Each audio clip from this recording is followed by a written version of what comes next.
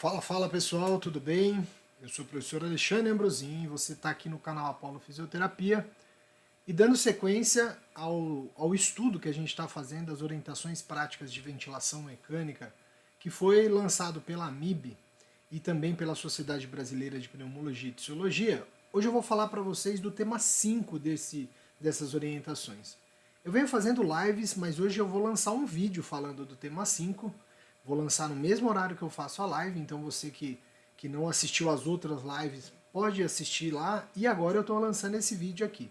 Vou deixar os links dessas lives aqui na descrição desse vídeo para você acompanhar os outros temas que eu julguei necessário. E como eu falei na primeira live, eu falei que eu queria estudar com vocês o tema, né, os temas que foram propostos aí por esse grupo de estudiosos, né, esse documento tão importante para quem trabalha em terapia intensiva e UTI, tá bom? Vamos lá que eu vou mostrar para vocês o tema 5, que é o tema que fala sobre os modos ventilatórios avançados de ventilação mecânica. Vem comigo. Muito bem, pessoal, eu, assim como a última live que eu fiz aqui com vocês, né, nesse vídeo eu montei uma pequena apresentação, resumi, para a gente estudar os modos ventilatórios avançados que foi aí apresentado nesse documento que é a orientação prática de ventilação mecânica. Tá? Quais foram os tópicos que esses autores que foram responsáveis por esse tema escolheram? Os modos ventilatórios avançados, eles vão abordar de forma em que eles falem um pouco da indicação, caso tenha contraindicação e qualquer cuidado específico dos diferentes modos. E aí eles escolheram o PRVC, o APRV, o Noise PSV Ventilation, o PAV, o ATS, o NAVA, o ASV e o Smart Care. Tá bem? Nós vamos passar por todos eles, colocando aí, né, tentando mostrar para você o que os autores lá falaram, mas também mostrar para vocês e ensinar um pouco sobre esse assunto. O que eu posso dizer para vocês de tudo que eu ouvi ali? Né? Ali, o tema, é um tema, ele apresenta muitas modalidades avançadas, porém, se eu quiser aprender a mexer nessa modalidade, não é suficiente ler somente o documento. Lembrando que esse não é o objetivo do documento, né? Não é ensinar totalmente a modalidade. O objetivo é apresentar o que tem de evidência ou não, e aí eles fazem isso com muita maestria, beleza? Vamos então, ó. Primeiro, né, uma consideração geral que se faz aí. E isso eu gostaria de pontuar importantemente aqui para vocês. Olha só, nós vamos escolher a modalidade avançada dependendo da gravidade da doença do meu paciente. Isso deve ser individualizado a escolha. Né? E eu também chamo muito a atenção para vocês da familiaridade da equipe com o modo. Não adianta a gente estudar um modo e dizer que ele é muito bom, mas a gente não tem familiaridade para trabalhar com o modo. Então o que eu penso? Se eu sei bem os modos convencionais, não tem o porquê eu fazer um modo avançado que eu não sei. Se eu sei bem o modo avançado e os convencionais, eu acho que o meu paciente vai se beneficiar de acordo com a gravidade da sua doença, vai se beneficiar com aquele modo, aí tudo bem, ok? Os modos avançados, o que eles são exatamente? Né? Eles combinam aí ajustes de limite, algumas compensações e ajustes adicionais em relação ao modo convencional. Ou seja, né, isso aqui, ajuste de limite, a gente faz lá no VCV, no PCV e no PSV. Algumas compensações, essas não são necessariamente possíveis naquelas modalidades. E ajustes adicionais em que eu coloco mais de um limite, que eu garanto uma determinada variável, isso vai ser possível aqui no modo chamado de modo avançado. Bom, qual que é o primeiro modo que a gente vai abordar aqui com vocês? O chamado volume controlado com pressão regulada, o chamado PRVC. O que ele é? Olha só, ele é um modo, se eu ler a primeira linha desse slide, eu vou chamar esse modo, parece o PCV. Ele é um modo ciclado a tempo com limite de pressão, ou seja, um PCV. Mas olha só que interessante, o ajuste da pressão, ele vai se dar de acordo com o volume alvo. Ou seja, por isso que aqui o modo chama volume controlado e pressão regulada. A pressão ela vai oscilar de acordo com o volume alvo sendo ou não alcançado. Então, sempre o ventilador ele vai medir como é que está o volume corrente do meu paciente lá para trás, né? E sempre baseado na última medida ele vai corrigindo a pressão para atingir aquele alvo. É indicado, portanto, naqueles pacientes que eu preciso de controle de volume corrente, mas eu quero limitar a pressão, né? não usar pressões excessivas. Tá? Agora, o que eu tenho que ficar atento nesse modo? Eu tenho que ficar atento no alvo, né, no volume corrente-alvo. Se eu puser mal, né, regular de forma inadequada, eu posso ter pressões inspiratórias muito altas, chamadas de pressão inspiratórias aí indesejadas, tá bem? O próximo modo, né, eles abordam junto aqui o APRV e também o BIPAP, né? O APRV e o BIPAP, eles funcionam de forma bastante parecida, mas eles vão apresentar aqui separados. Olha só. Então o APRV ele é um modo ciclado também a pressão, ciclado a pressão limitada a tempo. Ele cicla a pressão e limita a tempo. Ele é considerado um modo espontâneo. Por que ele é considerado um modo espontâneo? Porque ele permite que a respiração espontânea aconteça em qualquer nível de pressão. Tá? Que então permite que eu faça a respiração espontânea nos dois níveis de pressão. Vejam só, o ajuste dele, o que a gente tem que ajustar? O chamado pressão mais baixa ou PIP baixo, a pressão alta ou o PIP alto, né? Dependendo do aparelho que eu estou usando, e a relação, quanto tempo vai ficar a P alta com o P baixo, né? Quanto tempo eu vou ficar em cada alternância desse grupo. Por isso que eu regulo uma frequência de alternância. Vejam, nesse modo, né, no APRV, o que eu permito? Que meu paciente respire espontaneamente em qualquer um desses pontos. Se ele não respirar, ele vai oscilar essas pressões alta e baixa, o que garante uma certa ventilação, ok? E o BIPAP, como é que funciona o BIPAP? O BIPAP, ele permite a respiração espontânea, porém, por isso que ele é diferente, né? Somente no PIP mais baixo, tá? E eu posso associar, no caso do BIPAP, a pressão suporte, o que melhora o trabalho. O que eles têm de consideração? Veja, não tem sugestões porque são poucos os estudos, né? O que eles têm de consideração sobre esses dois modos? Usar em paciente com SARA leve, parece que melhora a troca, né? Tem efeito protetor e diafragmático, mas essa afirmação ela se deu em estudos em animais. Ainda considerando, no caso do BIPAP, pouco estudo clínico randomizado, então falta estudo clínico randomizado, mas já tem estudos que mostram, né, encaminham para a diminuição do tempo em UTI nos pacientes SARA não COVID. Tá?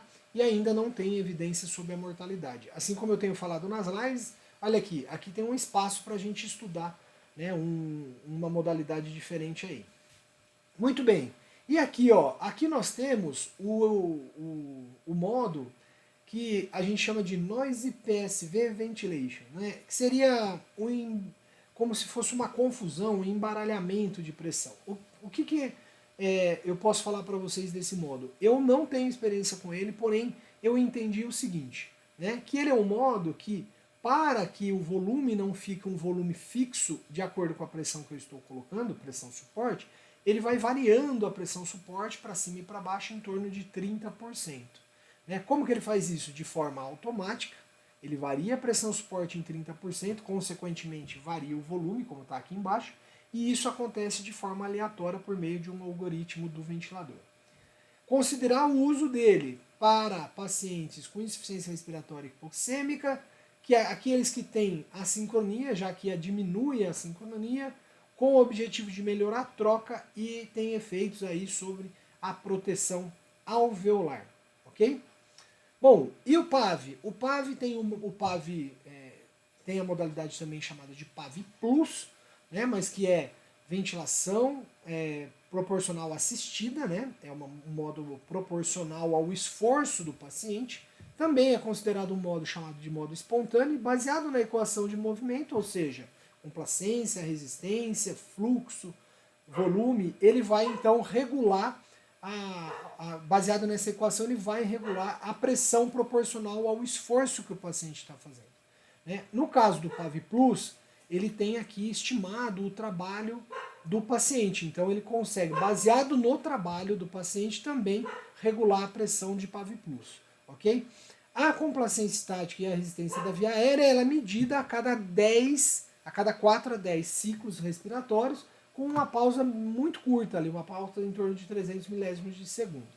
O que se tem já comprovado do PAV é a melhora no desmame, menor tempo de ventilação mecânica e menor tempo de UTI. Ainda falando do PAV, eu devo considerar que para ele ir para a ventilação mecânica usando o PAV, o paciente, ele deve ter drive respiratório, é muito indicado naquele paciente que já teve assincrônico no PSV, e eu devo, olha aqui eu acho que é uma informação importante, usar 50% de suporte, né, de apoio do trabalho respiratório, buscando aí de 0,3 a 0,7 de trabalho. Evitar o uso muito apoio, acima de 85, e avaliar também a necessidade, né, ou a possibilidade de extubação quando menor que 30%.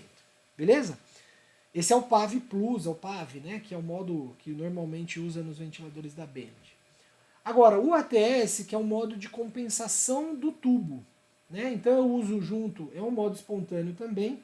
A ideia é diminuir o trabalho respiratório imposto pelo tubo, já que o tubo impõe uma resistência.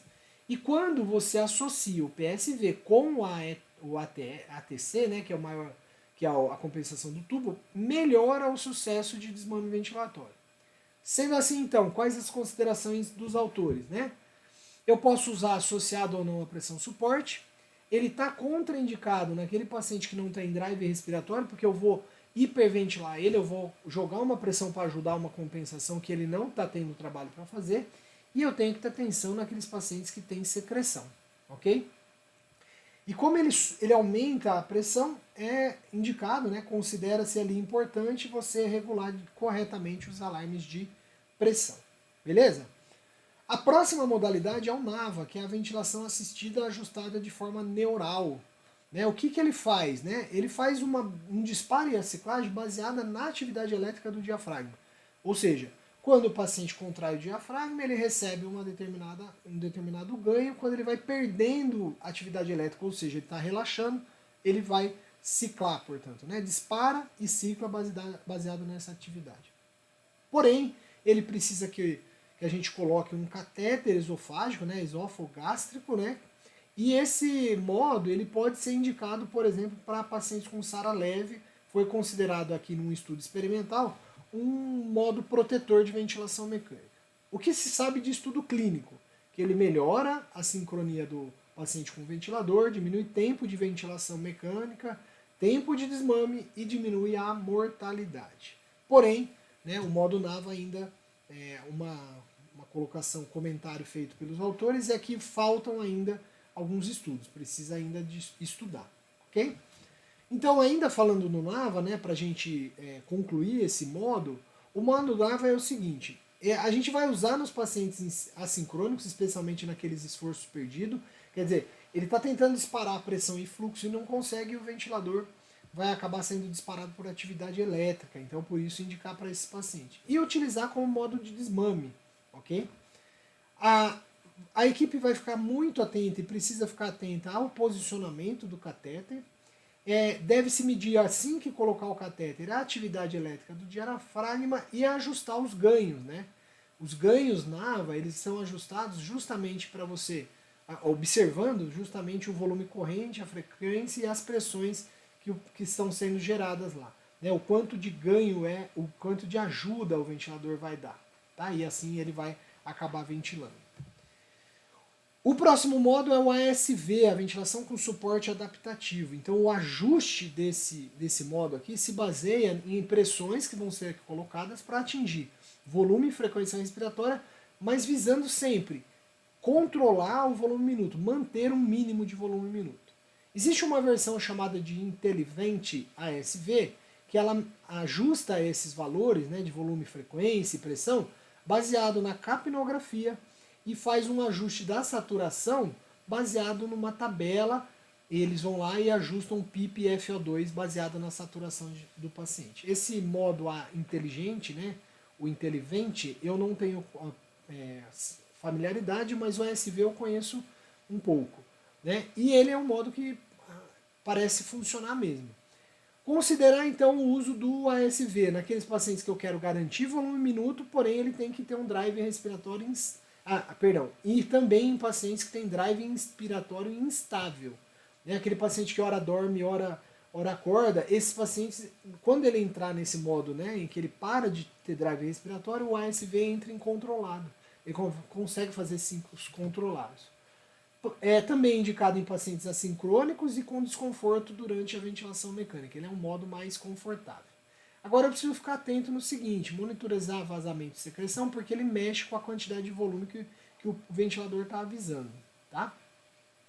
No caso de pacientes obesos, ele pode haver redução do volume corrente, e aí, consequentemente, aumento da frequência para garantir o volume minuto. E é uma modalidade que, assim como as outras, ainda necessita, né, de maiores evidências. Tá? Em 2013 já se falava na Diretriz Brasileira de Ventilação Mecânica que os estudos, modalidades não convencionais, né, ou as avançadas, elas ainda precisavam de estudo. Passaram-se aí 11 anos e ainda não se foi feito nada, né, perdão, foram feitas poucas coisas, né, assim que os autores acabam afirmando que precisam de mais estudos. Já a Smart Care é um modo, né, que é um modo que vai funcionar sem eu ter que regular nada. Né? Então, é um algoritmo que vai ser, baseado nesse algoritmo, vai se monitorizar continuamente o paciente, as variáveis de pressão, volume, frequência, e os ajustes vão sendo feitos de forma automática. Né? Percebam, aqui embaixo a gente está falando que é um modo que falta evidência, especialmente para utilizar em desmame, mas ele é indicado para oferecer ao paciente um modo personalizado pela modalidade, né? Não é manualmente que eu vou personalizar, e reduz a intervenção manual. Então, quando eu tenho uma equipe que precisa se dedicar a alguma outra coisa, é aí então que se vai utilizar o Smart Care, tá? Porque ele não requer tanta intervenção manual. Beleza? Esse tema ele é um tema curto, nós acabamos esse tema agora. Eu estou lançando agora à noite esse vídeo, né? Eu vou lançar agora à noite. Esse é o tema 5 que a gente está abordando. Eu espero que você tenha gostado. Eu vou deixar no link aqui, uns links na descrição desse vídeo, dos outros vídeos que eu já fiz, das lives que eu já fiz falando do tema. Tá bom?